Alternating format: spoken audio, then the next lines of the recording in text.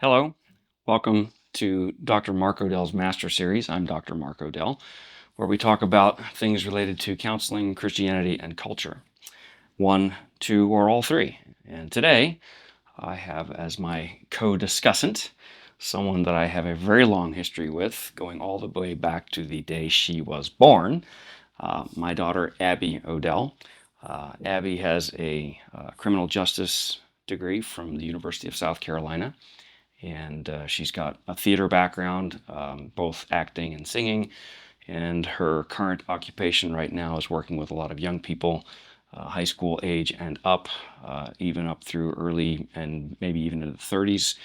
And of course, you are more than welcome to correct anything that I have said that might not be entirely accurate. But our topic today is social media, mental health, and in particular, those two things with regard to young people, people who have grown up in the cohort of Gen Z and subsequently. So pretty much people born in the very latter part of the 1990s, all the way up to 2010, 12, 14, something like that. That's your demographic cohort and also the people that you are working with most of the time today. And so I think you have a particular insight and expertise beyond just your personal experience of being in that generation, but working with so many of those people. Plus, having been in schools in a couple of different states in different regions of the country, you have, I think, a particularly wide range of expertise and experience with people from the Southeast and people from the Northwest and people from just about any place else. So really looking forward to hearing your hearing your thoughts about this topic. What I'd like to start off though with is the fact that since the iPhone, for instance, was introduced about 2007, I think is correct. Facebook came on the scene, I think, about 20 years ago, 2004. Instagram, Snapchat, 2010, 11, something like that. All of these social media things and social media capable technological devices, these things have had a profound effect on how people's brains are developing, on how people conduct themselves in social relationships, how they view themselves as individuals. It has been, in fact, I think it's hard to overstate the impact of this development that's only been in the last 15 to 20 years on our culture and on individuals within the culture. One of the things that is showing up now with increasing robustness is a research literature that is showing that there are a tremendous number of negative effects of technology, and in particular social media technologies and applications that people are using with such frequency that that we may never have seen people have such a common and narrow frame of reference for understanding life. And so we have people like Jonathan Haidt, that's Haidt, who's been publishing now for a few years on research about the tremendous damage that social media is doing to young people, especially young women, but also young men, with regard to anxiety, depression, self-esteem, all sorts of things that have been tremendously destabilized by these technologies. And what I'm really interested in is, your insider's perspective. What have you seen, positive, negative, hard to know the difference, about social media and young people and how that organizes their lives and that kind of thing? Well, I think a lot of things. I know. Let's hear it. I think social media it has its pros and it has its cons, and I think the cons definitely outweigh the pros. But I do think in this day and age, we're in a place where we can't really go back. No, the genie is not going back in the bottle. Right. I think number one, I don't think people realize how much social media is fake and how much the things people are putting out there are not real. So that's not They're like not fake accurate. news? No, not fake news, but like, for example, like right now we're sitting here in this room having conversation. I could open my Instagram and post a picture of a beach somewhere and put the location as Malaysia. And people are like, holy crap, she's in Malaysia. Like, what is she doing there? Blah, blah, blah, blah. Oh my gosh, Malaysia, that's so cool. Whatever. And nobody would have any idea that I'm sitting in this room, not in Malaysia. So a lot of people can make something out of social media that's completely false. And so, we're distracted by jealousy. We're distracted by, I want what they have, envy. We have that. Why is that person doing that? Why is that person there? How can they afford that? How can they do this? Where there are kids out there, for example, who are TikTok famous, Instagram famous, whatever, who will go to a car dealership and rent a car, a Lamborghini for a day. Okay. And then they'll post a video. I just bought my first Lamborghini, blah, blah, blah. And they'll rev up the engine and drive it around and take a bunch of footage. And they'll post that. And then they get thousands of views and hundreds of comments. And all these people are like, oh my gosh, how did you do that? You're 18. How'd you get a Lambo? Blah, blah. And then all it takes is that one person who they rented it from to comment and go, you rented this from me 4 hours ago, buddy. And that image is destroyed. But what effect does that have? I mean, this is terrific. Thank you.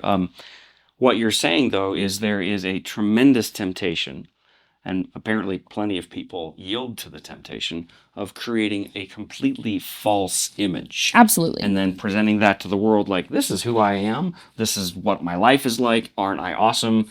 There's this term, I'm sure you've heard it many times. I'm recently coming to awareness called social influencer. Right. Like that's a job title. Yep. Or it's something like that. Yep. But you're saying that it is a common, maybe like 20% of the time or like 70% of the time, or people are creating a deliberately false image of themselves for the purposes of something. You can make money off of it. Okay, let's talk about this is huge in this day and age. Everybody wants to just be an influencer, as you just said, social influencer. And so people will make... I just love that. Social influencer. Looking for we want to hire a social influencer. Well, Guido and Luigi with the weapons, and I'm going to beat your face in if you don't do... That's a social influencer, right? No. Oh. There are people who they'll say, how I made my first million. And they'll sell a masterclass. And it's a $10 masterclass, and they'll teach you how to, drop sell or, drop shipping, all kinds of things. And they make their money by having people buy this masterclass or whatever. And they'll be like, you can drive a Lamborghini just like me. You can travel the world just like me. All these things. And it's a scam. Every day. It's a scam. Absolutely. But people are making thousands and thousands of dollars doing this because nobody wants to work anymore. Nobody sees... they see the job social influencer, they can work with, they see it as a job. And they're like, I don't have to work at my job anymore. For example, I was on Instagram yesterday. I was just watching a couple of videos. You're on social media? I am on social media. Oh my gosh. Shoot me. I was on Instagram and I was scrolling through some stuff, and I saw this girl, and she was like, get ready with me as I quit my job today for full-time social influencing. And I was kind of like, and she filmed herself talking to her manager via the web, like Zoom or whatever. Right. And she's crying, and she's like, I just thank you so much for everything you guys have done for me the last several years and blah, blah. And I just have to quit now to make full-time content. And now she doesn't have an actual job, but she's posting videos every day on Instagram and TikTok and whatever and making revenue from that. And that's now her job. Is there any way to know how much actual revenue she might be making? I mean, if it's legit, sure, why not, right? Well, actually, lots of reasons why not. But if she's legitimately able to make money, I mean, the irony of this is mind-boggling. But if she's legitimately able to make money by convincing other people to watch her talk about how to make money doing what she's doing, at some point, I mean, this may not be something you've ever heard of, but there still is this thing called network marketing or multi-level marketing. Yeah. And pyramid scheme. Huh? Pyramid scheme. Well, that's what they're oftentimes called, and that's a pretty good description. But there is an important distinction. Most multi-level marketing or network marketing companies are very questionable, to say the least. And I embarrassingly have to say I have done a little bit of that, and never did very well. In fact, felt pretty stupid. But there are some network marketing companies and network marketing organizations that are legitimate, because the bulk of what they do is make their money off of a product or a real service. But the scam element was, if I bring you in and you bring other people in and you pay me to come in, that's really what I'm making the money in, which is great, except at some point, probably pretty quickly, there's a saturation point where there's no new marks out there to be gained. And these are sometimes called Ponzi schemes and something like that. The whole point is we're going to deceive people into thinking they can make this great big income without really doing anything. So this is not a new idea. This has been around a long time, but it sounds like what you're describing is there's a whole new generation of people who have a mindset that not much work, lots of revenue, live the lifestyle of envy. And here's the thing, and again, from a Christian perspective, that's a really bad deal. I mean, what you're really doing is playing on people's covetousness. It's ultimately a divisive, poisonous kind of a thing to introduce into a culture as well as into the individual lives of people. And so covetousness, envy, jealousy, those kinds of things. Ugh, yikes. So let's all be social influencers or not. I would say it really came into play during COVID.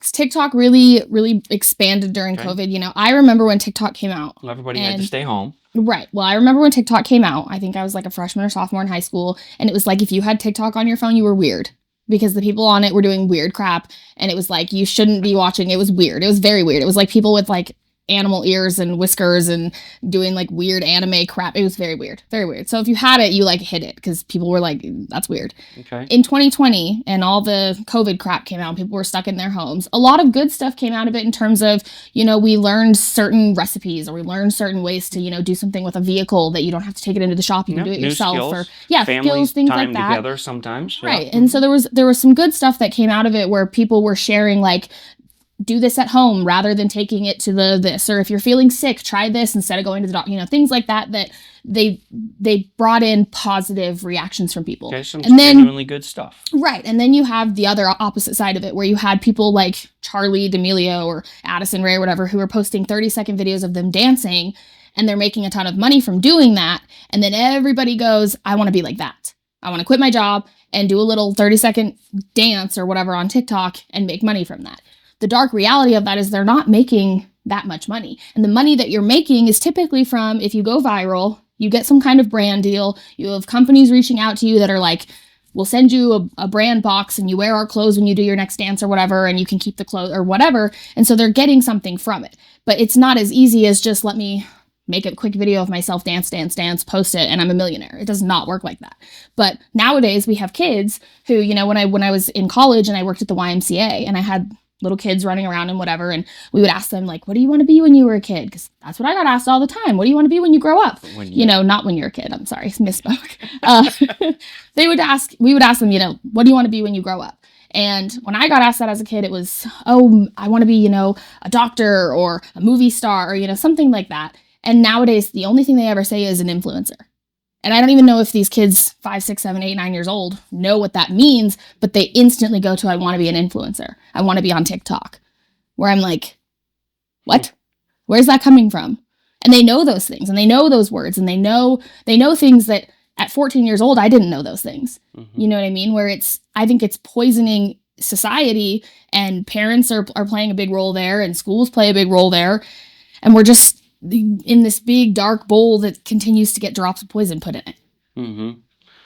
Well, you're raising a question that I do want to take up. I'm not quite sure I'm ready to get there, which is the idea of, you know, how do we respond to this? What can we do as individuals, families, and ultimately what can we do as a society to try to work against some of the effects of this? But I'd like to talk a little bit more about the effects.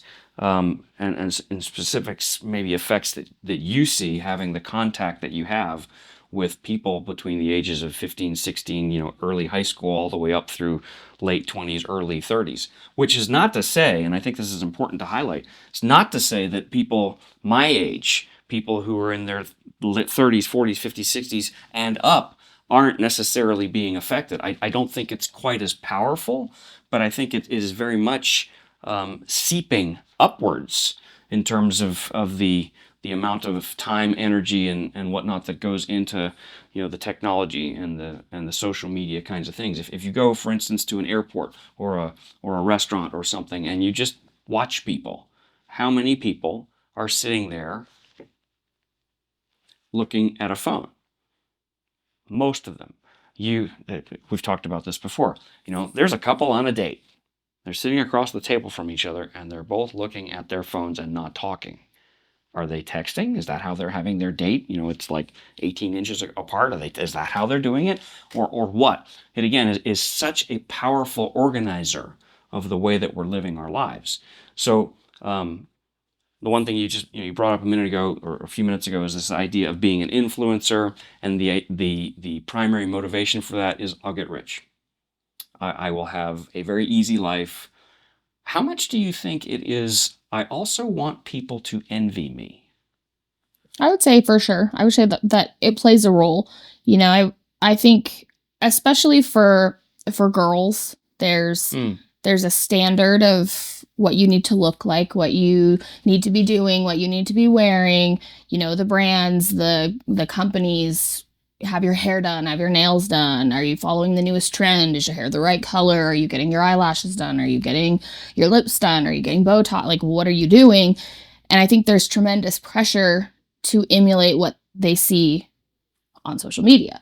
I think for guys, there's, oh, this guy has this car, or oh, this guy has this money, or he has this job, or whatever. But I don't think guys have that same pressure to look a certain way. There are like the gym rats and the gym bros and things like that, and guys that are like, oh, I wish I had those muscles, or I wish, blah, blah, blah, blah, blah. But I don't think it plays the same role. No, the research actually does bear that out. The effects, especially in the negative, appear to be stronger for females than for males. Right. And there's this, for the first time in I think it's 20 or 30 years, young men are trending conservative.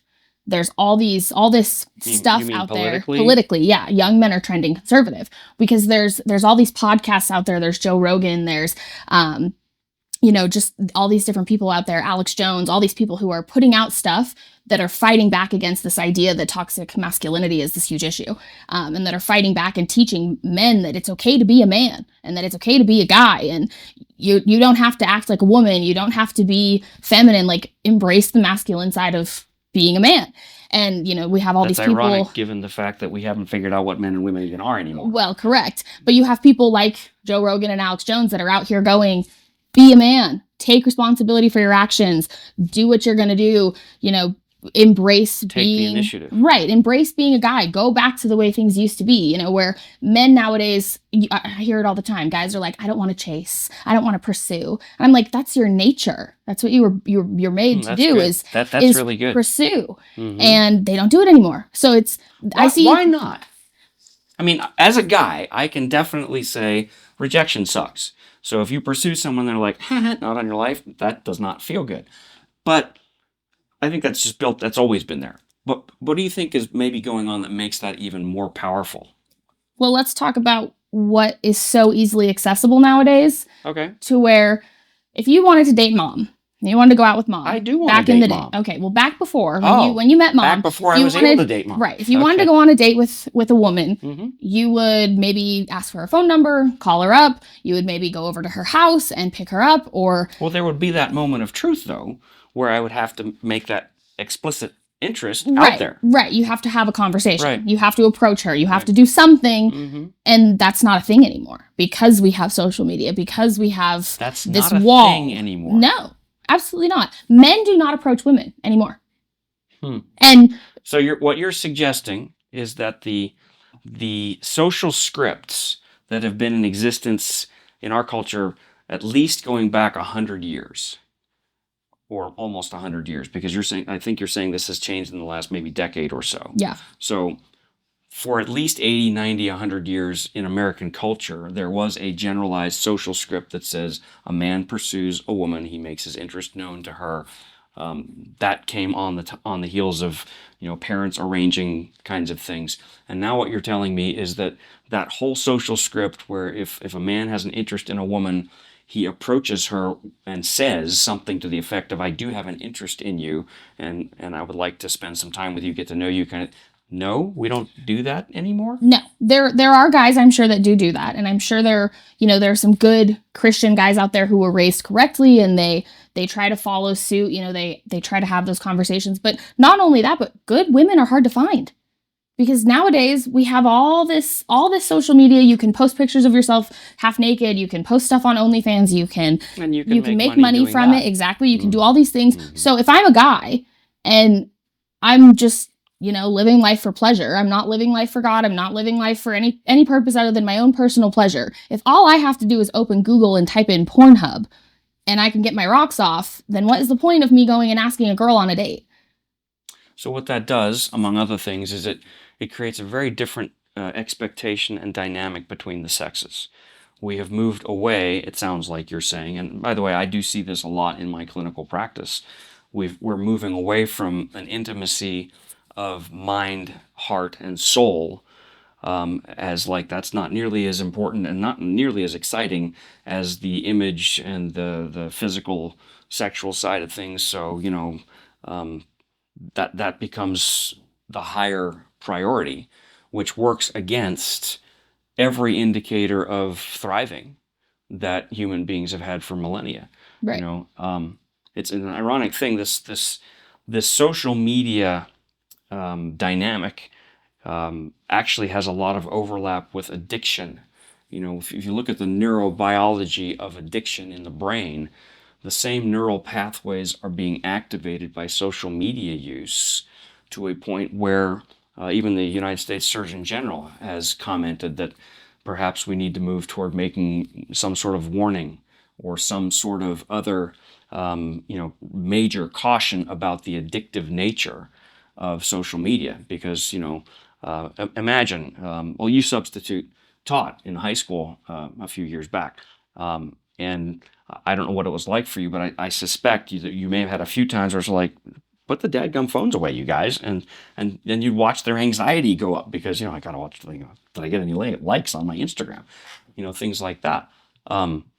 So the potential addictive nature of this, on top of what it takes away, a true desire for intimacy, a true desire for emotional connection, the kinds of things that humans have needed since the beginning, those things are being willfully and intentionally diminished and kind of tossed aside in favor of this instant dopamine hit in the brain that says, now I'm alive, now I've got this wonderful pleasurable experience. Yikes. Add in vaping and you got a real problem. That is true. What else do you see in terms of the effects on people in your generation with regard to social media? How you say men don't initiate or approach women like they used to. They might. I mean, one thing I am aware of is some guys do approach women, but it's a very crass kind of a let's just go straight into a sexual kind of situation. How about it, honey? Mm-hmm. That doesn't feel classy.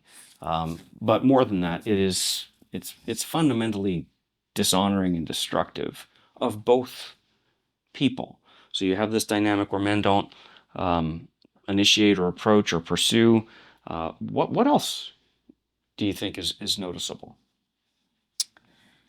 Well, I think we have girls striving to look a certain way, do a certain thing, be perceived a certain way. I think that's a big issue with, everybody wants to have their hair look a certain way. Everybody wants to have their boobs be a certain size or their butt be a certain size, or, Ozempic is this huge thing where you can just buy a pill and magically you're skinny or like whatever. Yes. And so people are always looking for quick rich, quick fix, quick instant gratification. And Okay. social media has played a big role in that, where, you used to, in math, okay, Mm-hmm. you and me, I'm 13, we're sitting at the bar and you're trying to explain to me why 7 times 3 is 21 and I don't understand and I'm crying and you're like, this is not that hard, and I'm like, I don't understand, because I couldn't just Google, like, my teachers would always say, you're not just gonna have a calculator with you wherever you go. Well, now I do.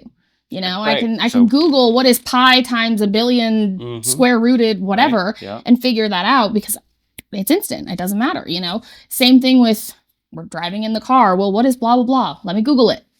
Simple, easy, quick, instant gratification.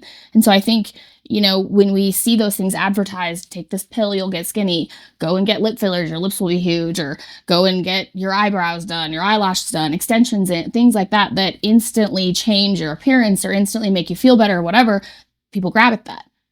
I think that's a big thing. People will grab and spend money and do things so that they can get somewhere quickly without having to do any work for it. So what you're describing is the death of character, right? The loss of the ability to persevere or endure to go after a goal that cannot be immediately reached, with 2 easy steps and done by 10 o'clock tonight.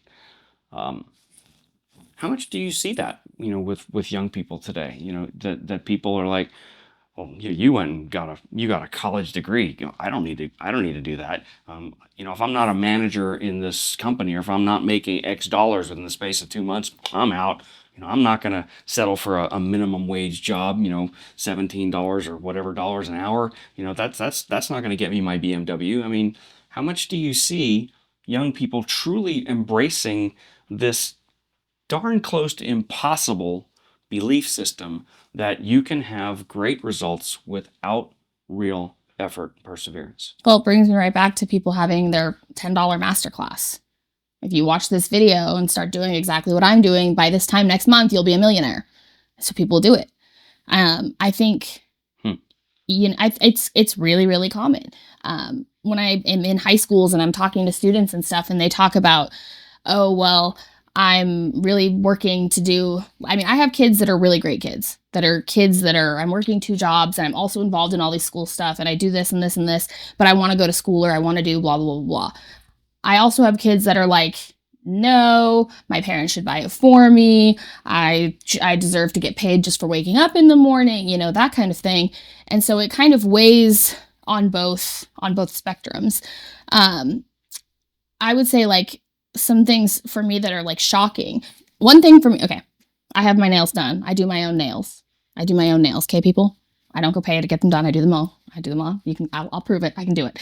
Anyways, I've been doing my nails for years and years and years because I made the mistake when I was 15 or 16 of getting my nails done. And once you get them done, it's kind of like an addiction where you're like, I like the way my hands look. I like how it looks. It's nice. It's pretty, whatever. And then you constantly get them done, and then you just can't stop. It's just kind of a thing as a woman. I wouldn't expect you to understand. You have to go through some kind of almost withdrawal, right, to tough it out, because now I don't have those things. Right, and you get used to having some length, and it's just nice.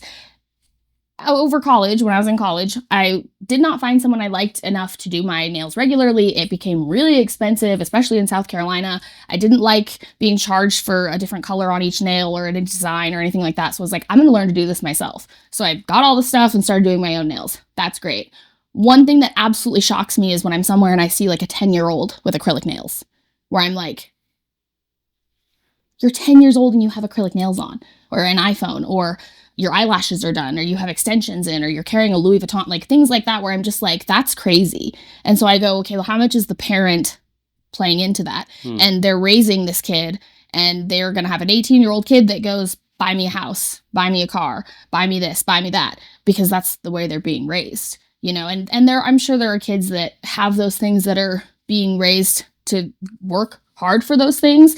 I'm not really sure how a 10-year-old works for a Louis Vuitton bag, but like, I'm sure it plays in somewhere. But we see this, I need it now, I want it now, get it for me, instant gratification thing when they hit a certain age. And I think that plays a big role in the detriment that's happening, especially in young people. So the sense of identity that young people are being kind of funneled toward is this very superficial, appearance-based kind of a thing. What you look like is who you are. Right. And how much influence you have, which often will translate into money, that's the most important thing for you to be striving after. That's a horrible recipe, because it takes things of consequence and substance that historically have been considered, worthy of accolades. I mean, you worked hard to get that degree. You worked hard, over the course of 15 years to move into a position of management, or, it took you 10 years to get a business going, or to, to become a senior partner, or to go through a law degree program, or a medical degree. No, I don't want that. I want to, get on YouTube or whatever and, see how to become a surgeon and, in this 35-minute video. Yeah. Okay, I'm ready to do brain surgery. Let's have the first patient. A little bit of a caricature there, but that does sound like the general mentality that is strongly being, presented to people. Right. In your opinion, and this is maybe a wild guess, but what percentage of people in your general cohort between 16 and 30, what percentage of them have really embraced that and believe that's the way to go? On the generous side, I want to say like 65%. Like generous as in it may be as high as 60%? Oh, I think it's definitely higher than 65%, but I'm going to be generous on the and say conservative side. Yeah, yeah. So 2 out of 3 young people you suspect really have embraced this pretty heavily, and they are living their lives under those expectations. Right. Okay. I have no idea. I'm not aware of any studies or any data on that question. I would imagine there probably is some out there, but if that's the case, there's going to be an awful lot of rude awakenings that are going to happen for people. I would say that you can look at the data for grades today. You can look at the data for national scores today. You can look at all those things. For example, there's Chat GPT. I'm sorry, if I'm going to pick between a 25-year-old doctor and a 65-year-old doctor right now in this moment, I'm going to the 65-year-old doctor, because I know without a doubt that homie went to school, did all of his actual reading, writing, arithmetic, all that garbage, and has a general knowledge and is actually going to perform surgery on me. Whereas the 25-year-old, for all I know, is going to put me under and then Google DIY appendicitis at home. And is going to be going, is this the appendix? And he pulls out my liver. Like, because all he needs to do is write me a paper, AI, write me a paper, or Google blah, blah, blah, blah, blah, and get all these things, and Chat GPT or AI or whatever will create all of that for you. You don't have to do any of the work. You can put in your math homework and it'll do your math homework, and you can turn that in. Like, there's so many things. And I remember when I was a senior in college, this stuff was really coming out. And so they were really, really doubling down on lockdown browser. We weren't allowed to, if you opened something during a test, you automatically failed. It shut you out of the website, you were done. And you got reported to the dean's office, and you'd have to go in and explain why you opened a window. There's the little camera on, your computer and whatever, that they would watch you while you took a test. If you were taking it at home, things like that. Where nowadays, like, my boss all the time says college is a scam. I would agree. I don't think that if you're not going to be a doctor or a lawyer or something that really does need a certification and a degree for, what is the point of wasting your money to go to school for something when most jobs don't require a college degree anyways? I think for me especially, I was really frustrated when I went into school, because I basically had to do 2 years of high school again before I even got into my degree. And it's like, we're spending all this money to go to school to get this degree, but I'm repeating classes that I took 2 years ago. What is that? What's that about? And so we have people that work really hard. We have people that go to school and they want to do this and they want to work hard. And then we have people that are doing the exact same thing, but they're using AI, they're using Chat GPT, whatever, and they're getting the same grades and whatever, and they're getting all the same rewards and stuff. But this person really tried and this person really didn't. Mm-hmm. So again, the temptation for the quick and easy is that much easier to fall for. Right. And it sounds like, again, from your experience, not a small percentage of people are embracing that and attempting to live it out. So people, it reminds me a little bit of, a butterfly. A caterpillar spins a cocoon for itself, mutates into a butterfly. And if you cut the cocoon open to help the butterfly get out, you'll kill it. Not because you're cutting the butterfly, but because it doesn't have to struggle to get past the boundary of the cocoon. It has to break through it. It has to muscle its way out of the cocoon. That's the process by which it develops the ability to fly. And so if you're thinking, oh, I don't want them to suffer, I don't want that poor butterfly to have to work so hard, I'll just open up the cocoon for them and peel it back, and then they can come on out and fly and be free, and then they die. That's what this feels like to me a little bit. Mhm. That we have maybe this well-meaning idea that, if things can be easier, let's make them easier. If things can be more likely to be successful, let's make them more likely to be successful. Let's get the obstacles out of the way. But that's really not how life is. And so, like I said a few minutes ago, there sounds to me like there's going to be this pretty large rude awakening that young people have. And in fact, going back to the beginning of our conversation, this is one of the things that is showing up in the research is, why are these young people not just getting better or feeling better about their lives, they're feeling worse about their lives. They're feeling more hopeless. They're self-harming. They are, looking at suicide as a genuinely viable option, because if this is the best it's ever going to be, and I don't know how to get any better than this, why bother to waste the time and, give me another beer, give me another drug, or basically let's just take my life out, as soon as it seems appropriate. That's a tremendously discouraging, and especially from a Christian's perspective.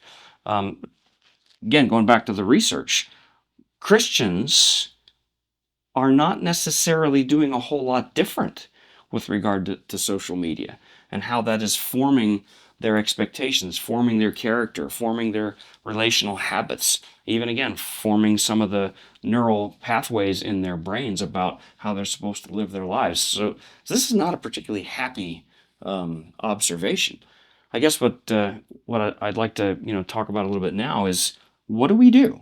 How do we try to? The genie's not going back in the bottle. There's no way that's ever going to happen. You can try and outlaw it. It's not going to be successful. But what can we do as individuals, as parents? You point that out very, very astutely. As institutions, and as a culture, what can be done to try to, if at the very least, pull back on the reins a little bit and try to have people thinking more wisely and critically about what they're bringing into their lives? Well, unfortunately, I think a lot of it is rooted in morality. And I think, we see so much division today, whether it's you're on the right or the left, you're Christian or atheist, whatever you are, there is this blatant, I'm right and you're wrong. I'm right and you're wrong. I hate you. I hate you. And there's just never going to be a we can come back together and hold hands even though we disagree. So I think we've been taught not to be able to have an uncomfortable conversation. We just don't talk about things that are uncomfortable. We're not able to sit down we can do it if we can yell at each other and call not each other listen. names. Right, yeah, right, okay. exactly. But I think basic morality has completely gone out the window.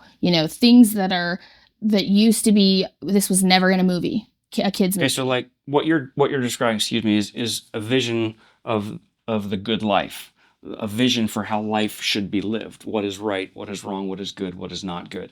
That's I think what you're getting at. Please continue.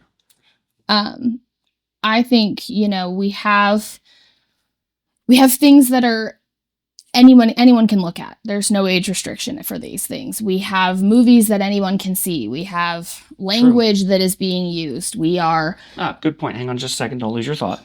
I remember reading something a few months ago about an analysis by I forget who, maybe the media research something, that counted the number of times the F-bomb was used in a movie in like 1974 and 2018 or something like that. In 1974, the total amount of Hollywood released movies that had an F-bomb in it was like 574 uses or something like that. And in 2018 or something, it's 24,000, stuff like that. And, some shows, Yellowstone, for instance, comes to mind. I don't think you're allowed to have a sentence in Yellowstone if you don't have the F-bomb included in it someplace as either a name, a verb, an adverb, or an adjective. But that is going back to your point. There is a tremendous coarsening, which is in keeping with a different vision of the good. So please go on. You're talking about it does come down to a vision of how life should be in morality, in moral terms. Right. It comes down to what people believe in. And unfortunately, people are inherently evil, as we know biblically. People don't believe that. A lot of people don't like that one. People don't like that at all. People think, well, I'm a good person. I don't murder anybody on the side of the road. I don't steal things. I don't, do blah, blah, blah, or whatever. And so this definition of I'm a good person has completely, I could say I'm a good person and I go out and kick dogs every day, but I'm a good person because I don't do anything other than kick dogs. But you go, huh? You kick dogs? You say you're a good person? I'm like, yeah, that's what I believe. And that's the other thing, is everything is about feelings nowadays. There's no more facts. Don't judge me and don't bother me with facts. Right. And so we have people who, I believe this and you have to believe it because I believe it. And that's not how that works. I think this and you have to think this because I think this way. And if you don't, then you're homophobic, racist, bigot, Zionist. You're trampling on my civil rights. Right, exactly. And people have this idea that the world owes me. I should get paid for waking up. You know, I've said that. I say that all the time. People are always like, I woke up this morning, I should get $1,000, you know, whatever.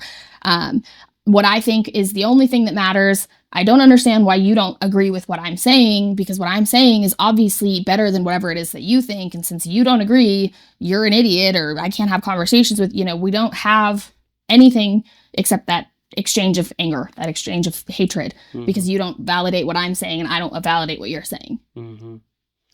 So where does this land in terms of how to try to change the trajectory of where things are going? I mean, there are efforts being put in schools and in colleges to eliminate or tremendously reduce the ability of students to use smartphones and social media, you know, when they're in class and things like that. And I think there's some merit to doing that, but surely there have to be other things that could be done. You mentioned a few minutes ago the idea of, you know, parenting. You know, is there some, parenting's hard. There's no question about that. And sometimes, you know, it's just really easy to say, here, kid, go watch this video. Here's my phone. Here's my laptop or my iPad or whatever that is.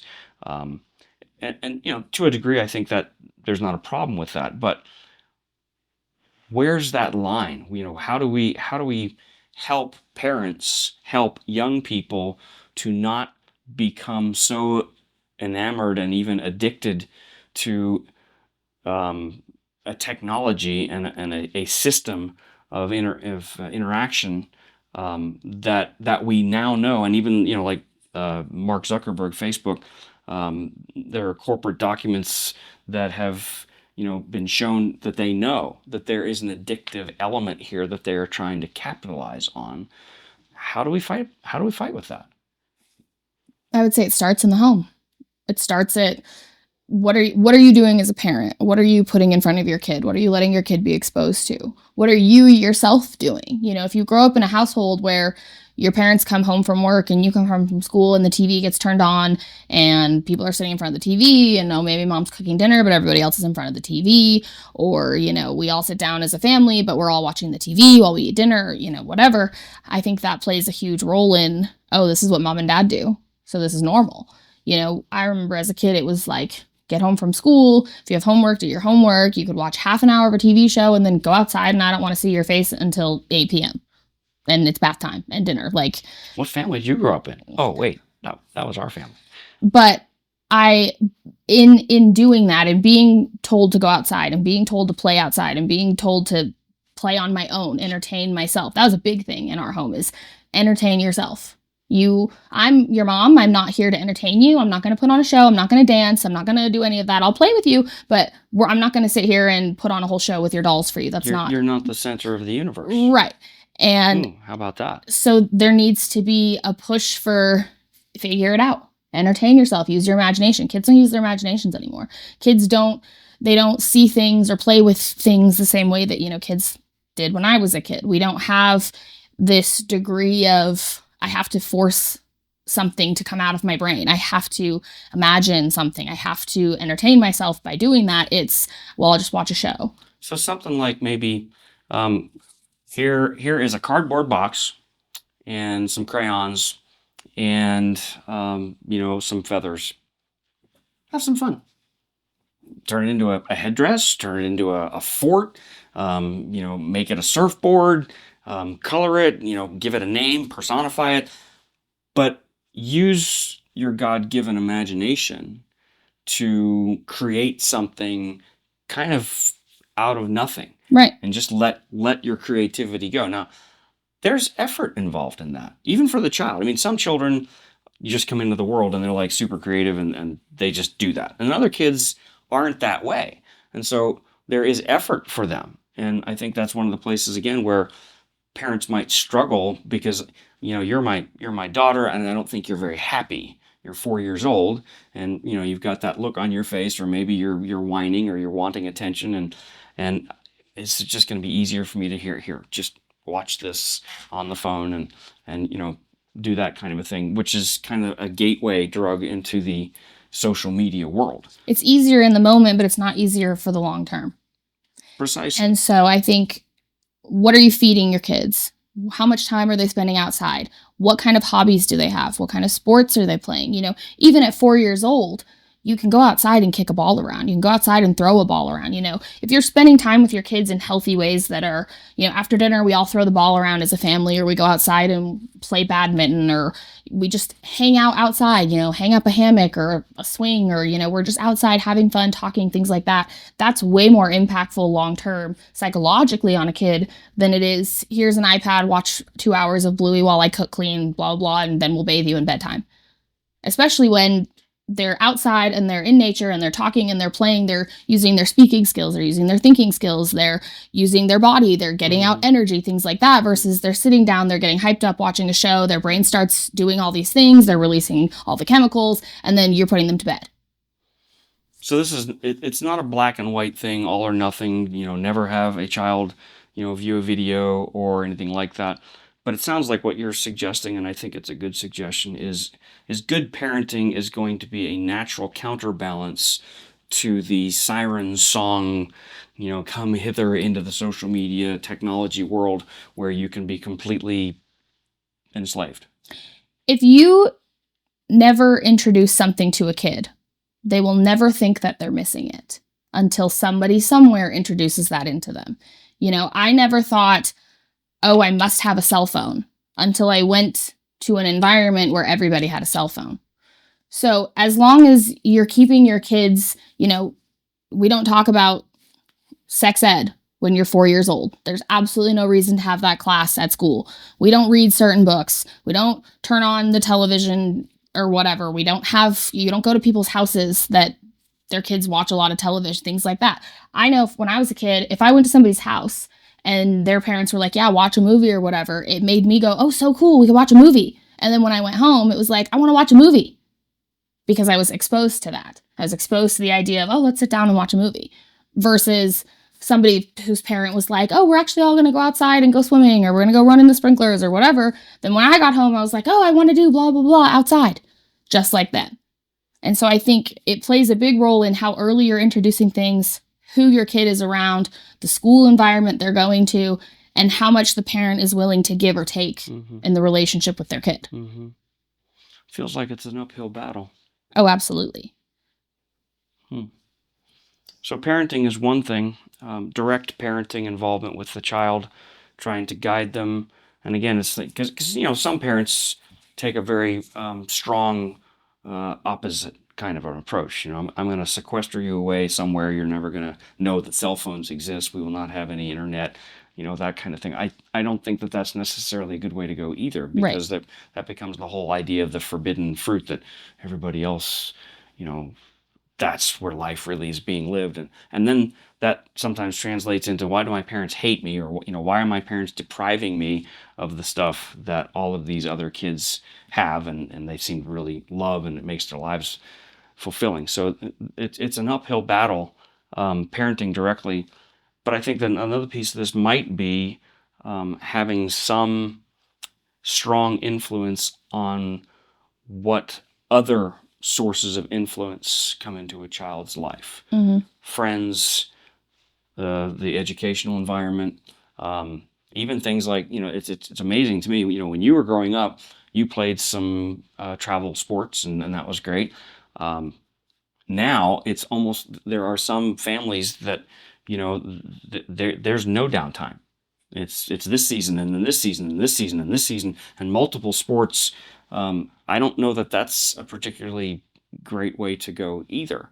But if you're part of a sport and other kids in that sport expose your child to social media or things like that, I think that's where parents have to be paying attention. And also, I wonder if some of those organizations may be persuaded to place some sort of policy or limitation on social media involvement or things like that. I really, right now, I'm just speaking off the top of my head because I don't know what other things can be done, because this whole idea, this whole process has largely seduced the entirety of the culture. And as like you said at the very beginning, there are some tremendously helpful things. If you need to know how to make chocolate chip cookies and you don't have the recipe in front of you and you grab your smartphone or whatever, or you look up a recipe on Instagram or Pinterest or whatever it is, there it is. That's very helpful. So finding that balance seems to me to be really a very difficult thing to do. Right. And for your cohort of young people growing up, do you have ideas about how you manage? You are on social media and you pay attention to these various platforms, and you post things from time to time and you follow people and you're followed by people. How does it not consume you? I I just don't care. Talk about that. What does that mean? I have 12,000 something people that follow me on Instagram. I don't know most of them. You don't know most of? I don't know most of them. I don't think I know 12,000 people. When I got my job, I got verified on Instagram. So I got the check mark that it means you're well known or you're a celebrity or you've been published somewhere, something like that. And when I got my job, I just applied for it like as a joke because one of my friends who is a TikToker, he's very well known on TikTok and makes funny videos and things like that. He had it and I was like, I should just apply like as a joke. And I just, put in my information and my job and stuff. And I got an email that was like, you've been approved. And I was like, oh, interesting. And when I got that, I just started getting random followers. People I don't know, bots, I have no idea. But it's not something where I'm like, oh, follow me, like my stuff. Like, I just don't care, It's never been something where I'm like, oh, I need to grow. I want everyone to see this. I want to be famous. But you are conscientious. You take care of the way that you look and all of those kinds of things. You're fashion conscious. I wouldn't say, fashion dictated. So how do you find that balance? You don't care. You care because obviously caring is sort of a good thing. If you don't care about anything in terms of the effect you have on other people, that's not a good thing. Right. But where do you find the balance to be in caring, or what do you care about more, or what is it that makes you able to keep a proper balance between seeing the positives and using the positives and gaining the benefits of social media and whatnot without letting it grab a hold of you? It's almost like responsible drinking. How do you, and I think social media is a lot more tempting than social drinking or than alcohol. I think there's a lot more people who are going to be susceptible to falling under the addictive power of social media than alcohol or other kinds of drugs, because again, the neural pathways are so powerful. Did I get a like? Did I get a follow? Did somebody comment? Did somebody, do this kind of a thing? And that again, I feel like that's just so powerful. How have you found yourself able to keep your balance in the midst of all that? Because I know where my identity is found. I know where my worth is found. Growing up, it was my parents, thank you, did a great job of instilling who I am, who created me, where my value lies, all the things that God thinks of me, all the things that the Bible says of me. And those are things that are unwavering, that no matter what happens, no matter who says whatever, you get canceled, you get hated on, you get called this, names that, whatever, none of that changes. And none of those things have any effect on anything having to do with me. And that's just been the way I've always lived my life, is here's who I am, here's my identity, here's my value, here's my worth. And no matter what anybody does, it's not going to change. Nobody can take it away. Nobody can change it. It's just the way it is. It's not malleable. And I've just kind of been like, you know what? If I have 2 followers and nobody likes my photos, cool. That's great. I like to post pictures of, the sunset or something fun that I'm out doing or, whatever, just keeping updated. But even then, I don't post that often.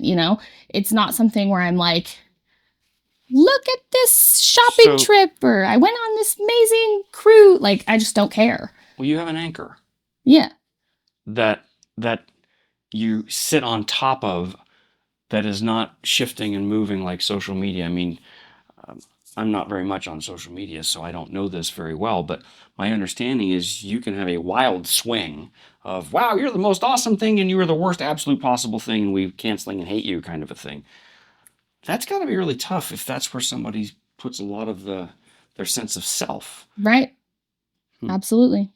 So there's got to be a foundation.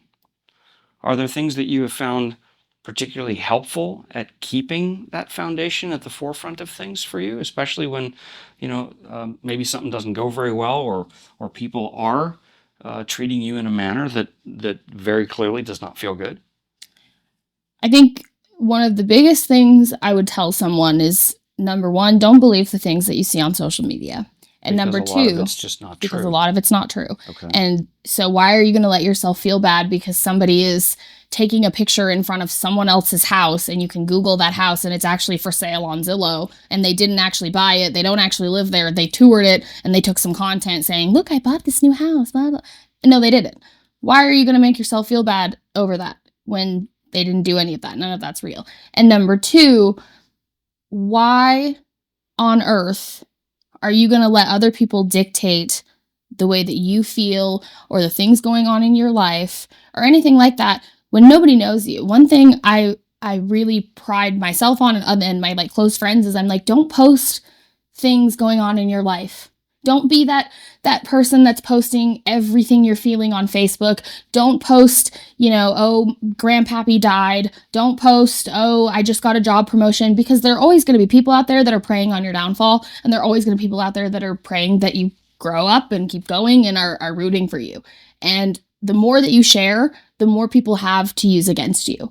And so if you're not posting things, if you're just, here's a picture of a sunset, because I live at the beach or, whatever, people can't use that and go, oh, blah, blah, blah. Why did you do this? Why are you saying, they don't know anything about you. The less that is out there, the more safe and secure your own life is. So there's an element of social media that has been called performative. It's like all of a sudden, all of us are the stars of our own movies. Yeah. And because of that, blurring reality with the fantasy becomes almost unavoidable. And so what it sounds like you're saying is don't fall into that trap. Right. Don't live your life as a performance for the consumption of other people to see or to hear. And going back to what we talked about at the beginning about I want people to envy me. I want people to think I'm amazing.